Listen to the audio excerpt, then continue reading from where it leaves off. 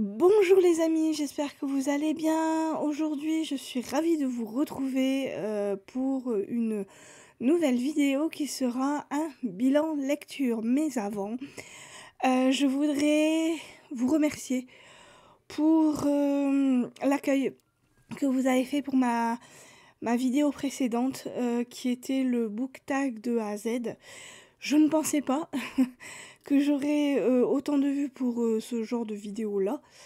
Je dois vous avouer que j'appréhendais un petit peu de la faire. Je me suis tâtée avant de la faire et puis je me suis dit, on verra bien si il y a voilà, s'il y a beaucoup de monde qui la regarde ou pas. Et puis au final, oui, il y a eu pas mal de vues sur cette vidéo et j'en suis ravie. Donc du coup, je vous remercie vraiment du fond du cœur pour cet accueil et aussi pour l'accueil de mes autres vidéos. Je suis vraiment ravie que vous soyez toujours au rendez-vous. Voilà, et merci encore aussi pour tous vos commentaires gentils que vous mettez donc, sur ma chaîne. C'est vraiment très gentil à vous. Donc ça, c'était le premier point. Deuxième point, je tiens à vous dire que, comme vous le voyez, j'ai commencé... Hop, de l'autre côté. J'ai commencé mon petit village de Noël. Donc à mon avis, ceux qui me suivent sur Instagram, sur Facebook ou sur mes autres réseaux sociaux, vous devez l'avoir vu. Donc j'y viens de commencer.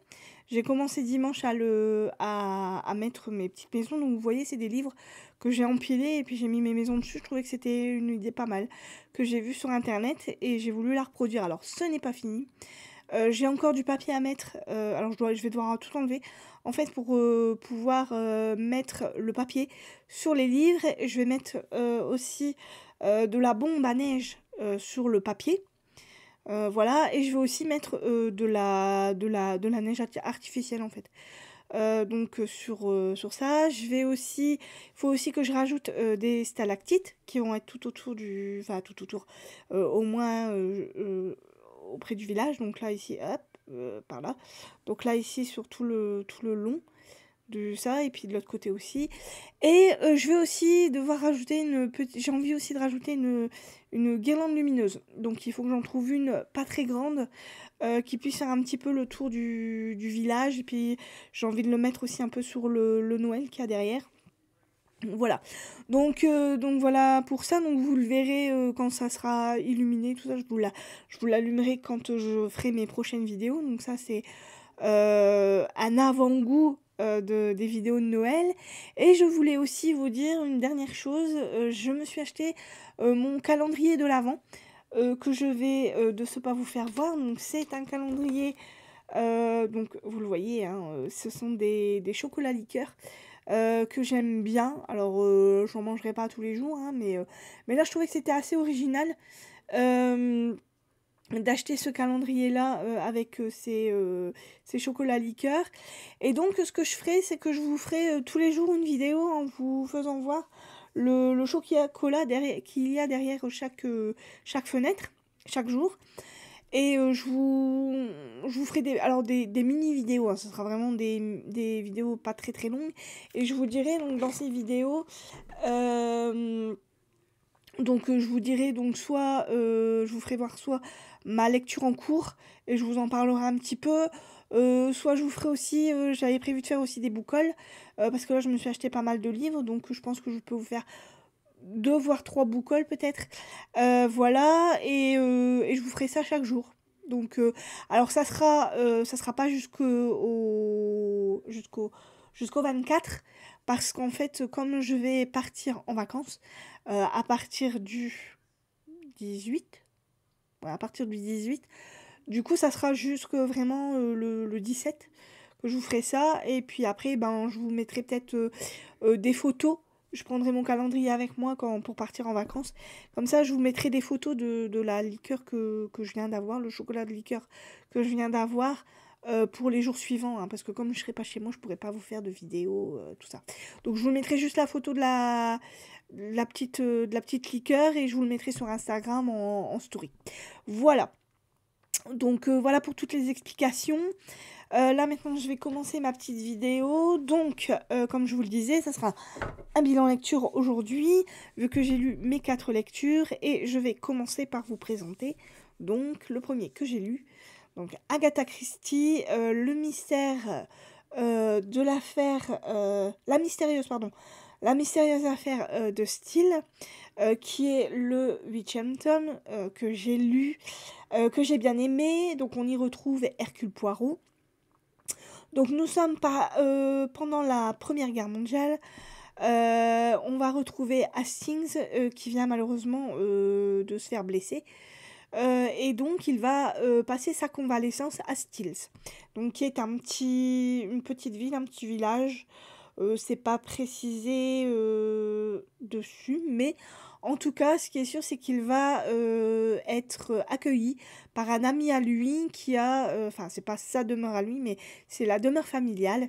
Et cette demeure familiale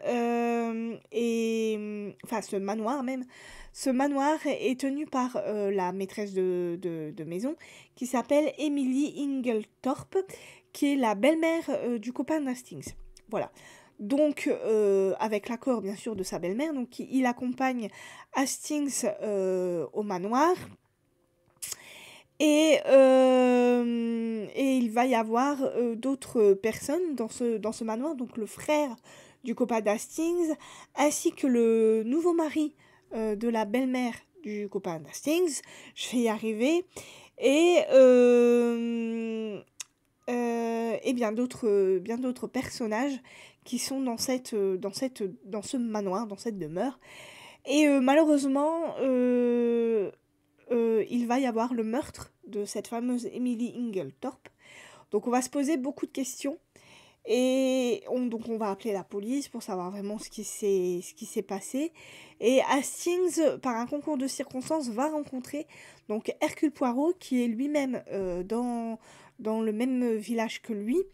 Et lui, il est dans une pension, parce que lui aussi, malheureusement, s'est fait blesser pendant cette fameuse guerre, et il va suivre sa convalescence dans le même village d'Hastings, ce qui l'arrange vu qu'il va lui demander s'il peut essayer de résoudre ce fameux mystère, parce que on se demande qui aurait bien pu tuer cette fameuse Emily Inglethorpe. Les soupçons vont se diriger vers le compagnon le mari même, le jeune mari d'Emily Inglethorpe, donc Alfred Inglethorpe. Et donc Poirot va tout simplement mener son enquête. Il va trouver des indices qui vont le faire titiller. Et au final, donc, à la fin, bien évidemment, Poirot va nous expliquer toute l'affaire, donc comment tout s'est déroulé, et qui a finalement tué Emily Inglethorpe. Alors, c'était un très bon livre, j'ai bien aimé.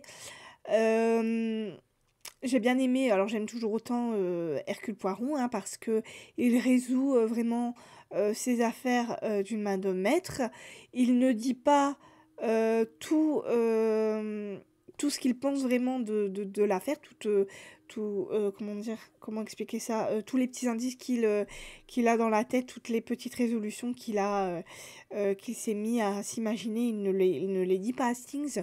Du coup, Hastings est assez dur avec lui, parce que du fait que Hercule Poirot ne lui dise pas tout, Hastings va un peu, se faire sa propre idée, et il va un peu en vouloir à Hercule de ne pas tout lui avouer de ce qu'il pense de cette affaire, et il va le traiter entre guillemets, hein, mais dans son esprit, pour lui, Hercule Poirot commence à devenir trop vieux pour enquêter, etc., etc. Donc il est assez dur avec Hercule Poirot dans cette affaire, alors que Hercule Poirot, lui, veut pas tout dire pour pas justement que Hastings en dise trop à la famille, pour pas que comment expliquer ça, pour pas que tout le monde accuse tout le monde, en fait. Et voilà, en fait, ça a été une très très bonne enquête, j'ai vraiment bien aimé. On part un peu dans tous les sens et puis au final, quand on sait, comment tout s'est déroulé, on est vraiment, très surpris, de savoir, qui est, la personne responsable du meurtre d'Emily Inglethorpe. Donc, si vous n'avez pas encore lu La mystérieuse affaire de Stills, je vous le conseille parce que c'est une très bonne enquête, encore une fois, résolue par notre enquêteur de choc, Hercule Poirot. Voilà. Ensuite, j'ai lu donc les deux premiers tomes des Détectives du Yorkshire de Julia Chapman aux éditions, c'était comment? Robert Laffont. Voilà. J'ai bien aimé, j'ai vraiment beaucoup aimé cette histoire, enfin ces deux histoires même. Alors par contre la première histoire, je la connaissais déjà parce qu'en fait je me suis rendu compte que la première histoire me disait quelque chose quand j'ai commencé à la lire et effectivement ils avaient adapté cette première histoire en série. Voilà, ils en avaient fait une petite série du premier livre en fait. Et au fur et à mesure que je lisais, je disais, mais mince, c'est bizarre, les personnages me disent quelque chose, les situations me disent quelque chose.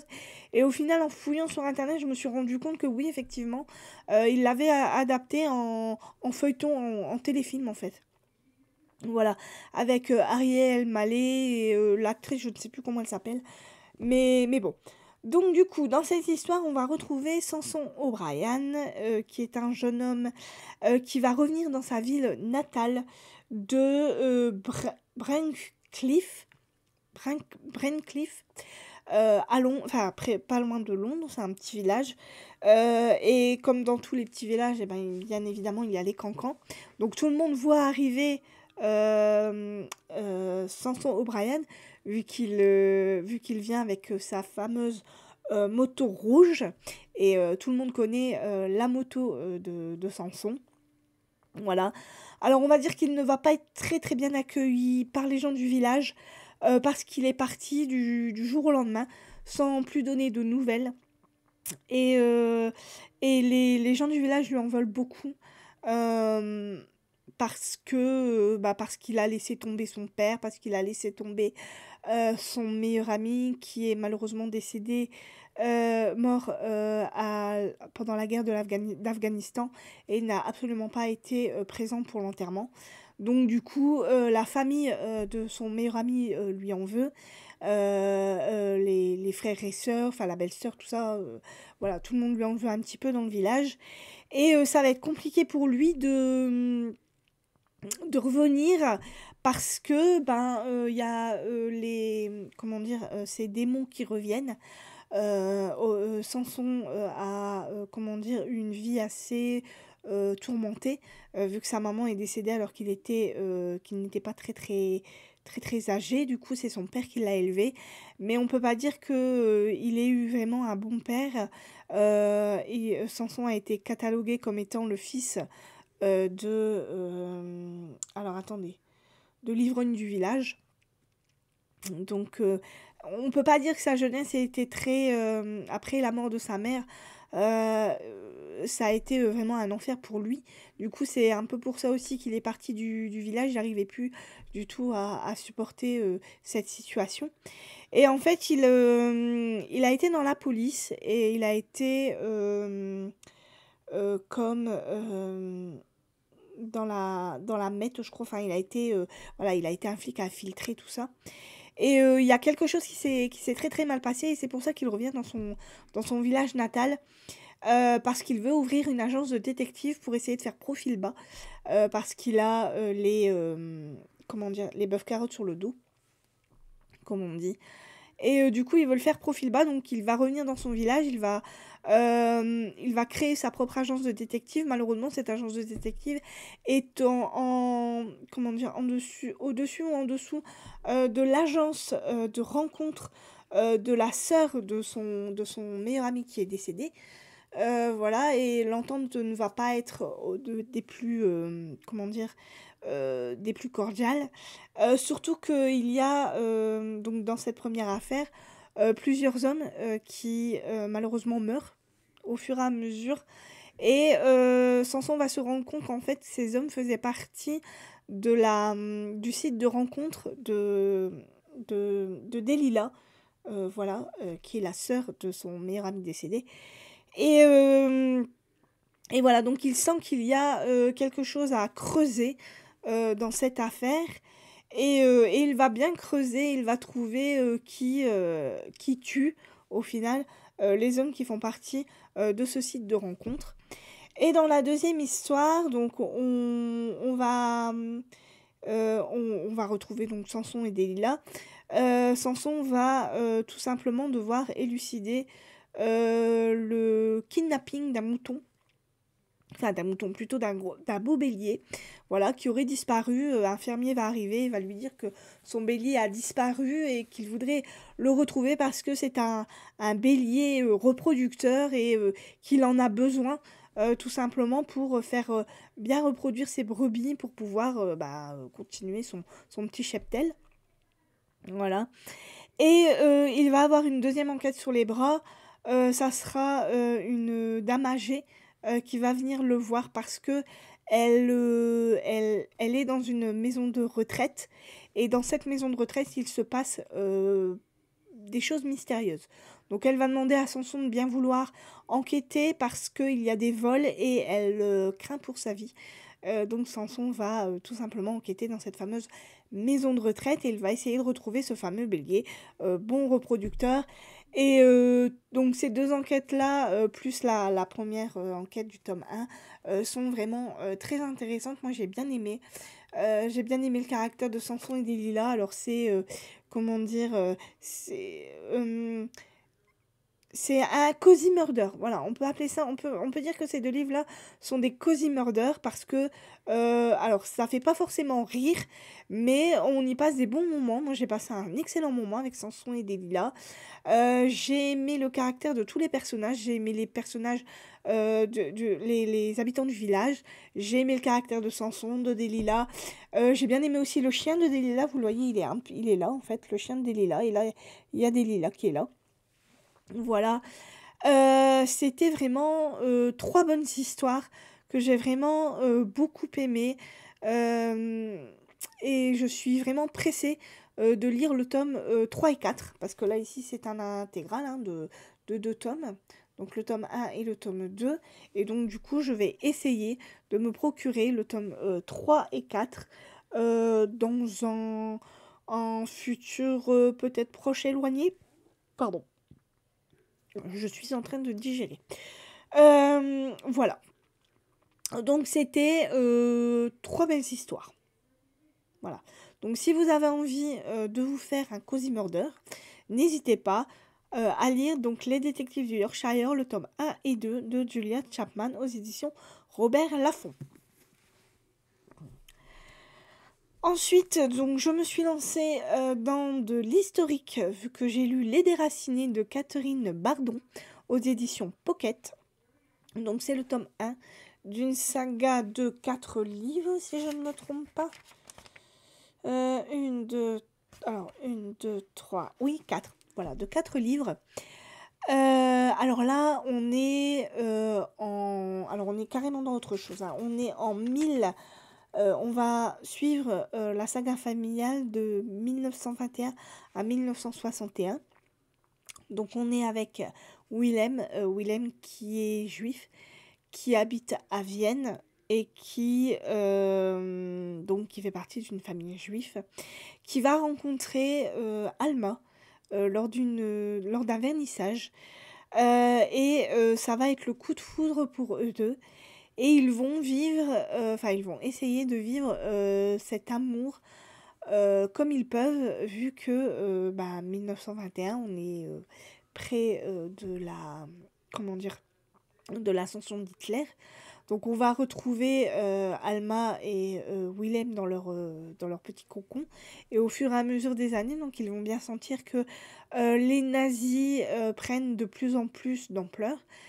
Qu'ils viennent à Vienne pour semer la zizanie, que le nazisme monte d'une façon fulgurante, que l'antisémitisme aussi, vu que beaucoup de juifs sont malheureusement maltraités.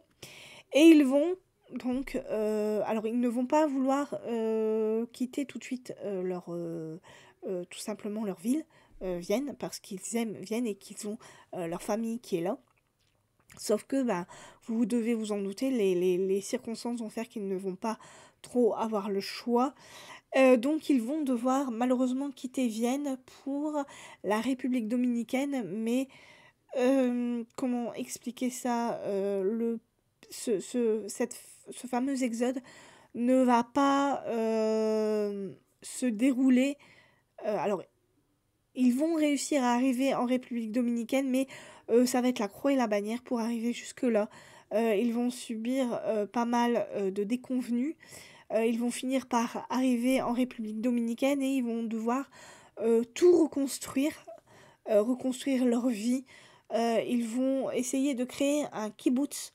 Voilà, il y a beaucoup de juifs qui vont malheureusement devoir quitter, alors pas que Vienne, mais aussi l'Allemagne, et voilà, pour essayer de sauver leur vie, tout simplement, pendant que malheureusement la Seconde Guerre éclate et que Hitler donc fasse ce qu'il a fait, donc comment dire, exécuter des millions et des milliards de juifs partout, un peu partout en Europe.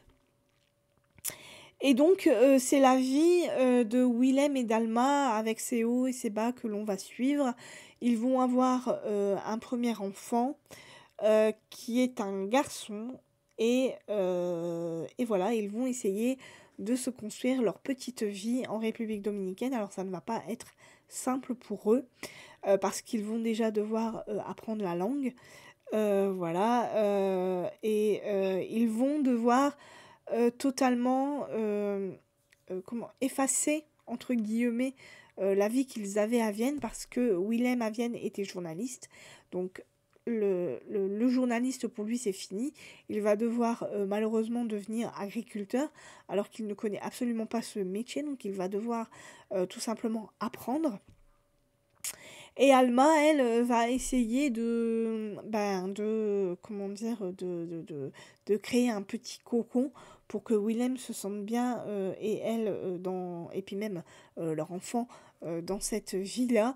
Ça ne va pas être simple, mais ils vont finir par arriver à, voilà, à créer cette vie et ils vont se rendre compte que bah, eux sont heureux, mais malheureusement, leurs proches qui sont encore à Vienne, parce qu'ils ont encore des proches à Vienne, malheureusement, sont en train de subir une vraie catastrophe et eux ne s'en rendent pas compte, hein, vu que les rescapés de cette guerre, eux, ils sont dans leur petite île paradisiaque et ils ne se rendent pas compte de ce qu'il se passe pendant ce temps-là dans leur ville, à Vienne, dans leur pays. Et en fait, au moment où la guerre va se terminer, ils vont se rendre compte de ce qu'il s'est réellement passé pendant que eux vivaient leur petit exil de bonheur.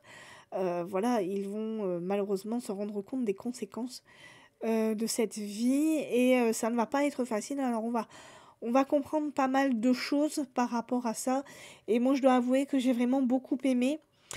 J'ai vu beaucoup de commentaires qui étaient négatifs. Alors sur Willem, voilà, il y a beaucoup de gens qui n'ont pas aimé le personnage de Willem, alors que moi j'ai vraiment adoré parce que Willem raconte son histoire du début jusqu'à la fin en fait. Voilà. Et j'ai vraiment bien aimé comment la façon dont l'autrice a raconté cette histoire, que ça soit Willem qui nous la raconte, et j'ai vraiment beaucoup aimé la vie de ces deux jeunes gens qui malheureusement vont devoir tout abandonner pour essayer de recréer de se recréer une vie dans ce pays qu'ils ne connaissent pas, avec une langue qu'ils ne connaissent pas, des gens qui pourraient leur être hostiles et qui vont très bien les accueillir. Mais avant d'arriver en République dominicaine, il va y avoir des étapes. Ces étapes ne vont pas être simples, mais ils vont réussir par un concours de circonstances à les passer. Et voilà, il va encore se passer pas mal de choses quand ils vont arriver en République dominicaine. Et je trouve que ça a été une très très bonne histoire.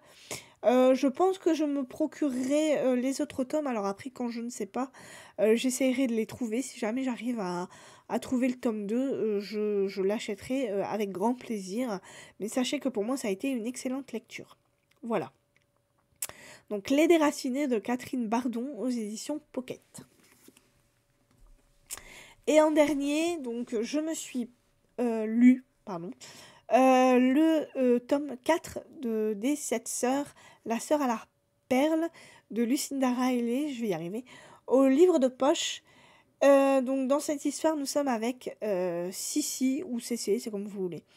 Voilà, qui est la 4e sœur et qui va donc se retrouver en Australie. Mais avant ça, elle va faire une étape en Thaïlande avant d'arriver en Australie. Donc elle va partir de Londres et elle va essayer de trouver ses origines qui, elles, vont l'amener en Australie. Mais avant ça, elle va aller en Thaïlande, une petite étape avant d'arriver en Australie. Et en Thaïlande, elle va faire une rencontre qui va, pas changer sa vie, mais qui va lui apprendre qui était son ancêtre, donc Kitty McBride. Et elle va apprendre la vie de Kitty McBride, qui est une jeune femme qui vivait en 1912, si je ne me trompe pas. Alors, attendez.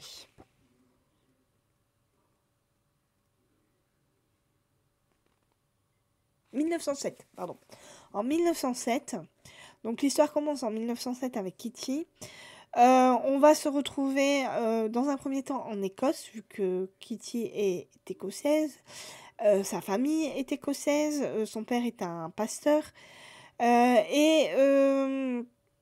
Donc elle va se retrouver en Australie, vu qu'elle va accompagner une dame qui va retrouver sa famille qui habite, elle, en Australie. Et comme la dame ne veut pas voyager tout seule, elle va demander à Kitty si elle ne veut pas l'accompagner, et Kitty va accepter. Voilà, ça va être une belle opportunité pour elle de connaître autre chose que sa vie en Écosse. En Écosse, pourquoi je mets en Écosse. Et donc, elle va atterrir en Australie, donc chez la famille de cette fameuse dame. Et cette famille est une famille qui tient une industrie de perles. Voilà, une industrie perlière. Donc c'est comme ça qu'elle va atterrir là dans cette famille. Et elle va faire la connaissance de 2 personnes, donc de 2 jumeaux. Cette famille, alors on a la mère, le père et les 2 enfants, donc les 2 jumeaux, qui sont à peu près du même âge que Kitty. Voilà, donc on a un des jumeaux qui va prendre la relève du père, et on a l'autre jumeau, lui, qui tient un élevage de chevaux, si je ne me trompe pas. Ça doit être ça. Et donc, vous vous en doutez bien, il y aura une histoire d'amour qui va se profiler. Je ne vous dirai pas comment est-ce que tout cela va se passer. Voilà, et donc on va suivre la vie de Kitty en Australie, ses hauts, ses bas. Et on va comprendre les origines de Sissi, ou Cécé, comme vous voulez. Donc de Sissi, et elle va découvrir la vie de Kitty par des livres. Elle va aussi se rendre compte de ses origines en atterrissant en Australie. Pardon. Excusez-moi. Elle va rencontrer des personnes qui vont l'aider à découvrir ses origines. Et elle va se rendre compte que son talent d'artiste, parce que Sissi est une artiste peintre, voilà, elle aime vraiment la peinture, sauf qu'elle a un blocage, elle n'arrive absolument plus à peindre, et elle voudrait comprendre pourquoi. Et en fait, c'est en arrivant en Australie qu'elle va se rendre compte qu'en fait, elle s'y sent bien et qu'en fait, c'est tout simplement son pays. C'est là où elle veut vivre, et c'est là, que son instinct, d'artiste va, renaître, si on peut appeler ça comme ça. Voilà. Et elle va comprendre, d'où lui vient, ce désir de peindre, tout simplement. Et voilà. Donc ça a été une très très bonne histoire pour moi. J'ai bien aimé le personnage de Sissi, qui est au départ, quand j'ai lu le premier, Lucinda Riley, Sissi n'était pas mon personnage préféré. Je dois avouer que elle était relativement pénible parce que elle était beaucoup trop proche de sa sœur Star. Elle parlait à sa place, elle était trop... Alors après, on comprend pourquoi est-ce qu'elle était aussi proche d'elle et pourquoi ces deux sœurs-là, Star et Cécé, sont aussi liées. Mais le fait est que Star, elle, a voulu faire sa vie, tout simplement. Donc elle a tout simplement avoué à Cécé qu'elle ne voulait plus ne voulait plus vivre dans l'appartement, elle voulait faire tout simplement sa vie. Donc Sissi l'a très mal pris, et donc c'est pour ça qu'elle est partie. Voilà, c'est pour ça qu'elle est partie en Australie. Elle a fait ses bagages et elle s'est enfuie, tout simplement parce qu'elle n'arrivait pas à supporter que sa sœur puisse faire sa vie sans elle. Et du coup, moi, ce personnage-là, je me suis dit, punaise, quand je vais le lire, si ça ne va pas, je ne suis pas sûre que je vais l'apprécier. Et au final, je me rends compte que c'est une sœur. Je comprends pourquoi elle était aussi proche de sa sœur. Euh, on se rend compte que elle est très réservée au final parce que, alors certes, elle parle beaucoup, mais on sent qu'elle est réservée. Et puis le fait que elle n'arrive pas à, comment dire, à être reconnue en tant que peintre, ça l'a un peu déstabilisée parce que ses professeurs, dans l'école où elle était pour peindre, ses professeurs ne reconnaissaient pas son talent. Et donc, du coup, elle a eu beaucoup de doutes par rapport à cet art-là. Et le fait qu'elle arrive à... Quand elle est arrivée en Australie, qu'elle s'est rendue compte qu'en fait, qu'elle était vraiment faite pour peindre, en fait, ça l'a totalement débloquée. Et j'ai trouvé que Cécé, au final, était un très beau personnage. J'ai vraiment beaucoup aimé connaître ses origines. J'ai aimé arriver en Australie. Voilà, où il y a... alors l'autrice comment dire, nous décrit des paysages magnifiques. J'ai vraiment beaucoup aimé et j'en ai appris un peu plus sur l'industrie de la perle, qui est un très bon métier, très physique hein, aussi, parce qu'en fait ce sont des plongeurs qui vont au plus profond pour essayer de récupérer donc ces perles. Mais l'industrie de la perle n'est pas très, comment dire, à ces périodes en fait, hein, voilà. Et on se rend compte que ce n'est pas un métier très, très simple, surtout qu'à un moment donné, Kitty va devoir prendre les rênes de cette entreprise familiale, et ça ne va pas être facile pour elle, bien au contraire. Voilà, donc si alors je sais pas si j'ai vraiment été très claire, mais bon, tout ce que je peux vous dire, c'est que j'ai vraiment beaucoup aimé, cette histoire. J'ai aimé les 2 personnages, donc le personnage de Sissi, au présent et le personnage de Kitty, au passé. J'ai vraiment beaucoup aimé, Kitty est un personnage très touchant, c'est une femme très forte. Voilà, les paysages sont décrits d'une façon magnifique, on s'y croirait. Voilà. Et le personnage de Sissi est aussi, au final, elle, elle, voilà, elle se pose beaucoup de questions sur elle, sur son avenir, sur ses capacités à peindre, tout ça, mais elle va avoir toutes les réponses à ces questions et c'est ce qui va la rendre un peu plus attachante, un peu plus forte. Voilà, elle va finir par comprendre comment dire, la, ah, pas la raison, mais le choix de sa sœur Star de vouloir faire sa vie, tout simplement. Elle va finir par comprendre tout ça. Et je trouve que ça a été une très très bonne histoire. Voilà. Donc c'est le tome 4 des 7 sœurs.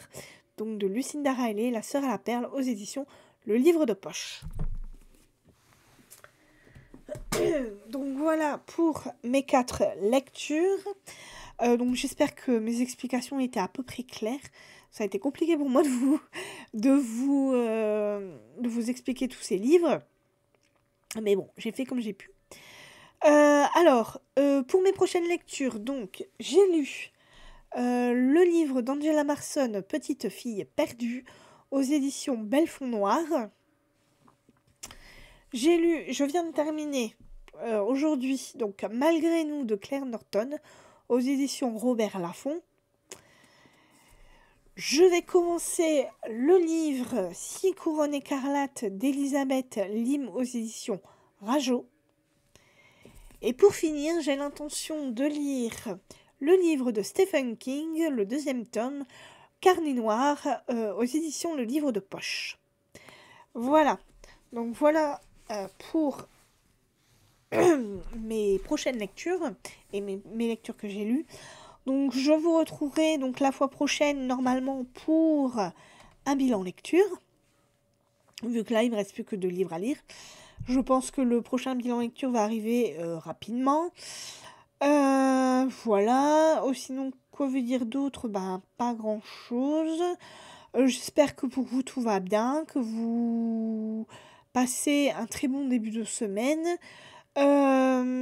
Écoutez, j'espère que vous avez de très bonnes lectures. En tout cas, moi, ça va. Alors, je trouve que je lis un tout petit peu plus lentement que d'habitude parce que je ne suis qu'à mon 5e, 6e livre. 2, 3, 4, 5, 6, ouais, 6e livre. Là, je vais lire mon 7e et je trouve que c'est que je lis un peu plus lentement. Mais bon, c'est pas grave. Je pense que ce mois de novembre, j'aurai pas beaucoup de lecture pour mon bilan du mois. Mais c'est pas grave. Je vais me rattraper au mois de décembre. Donc voilà. Donc, bah écoutez, sinon, pour moi tout va bien, j'ai de bonnes lectures, je lis lentement mais ça va aller. Je vous dis donc à la prochaine fois pour un prochain bilan lecture et je vous souhaite une très bonne semaine. Bye bye!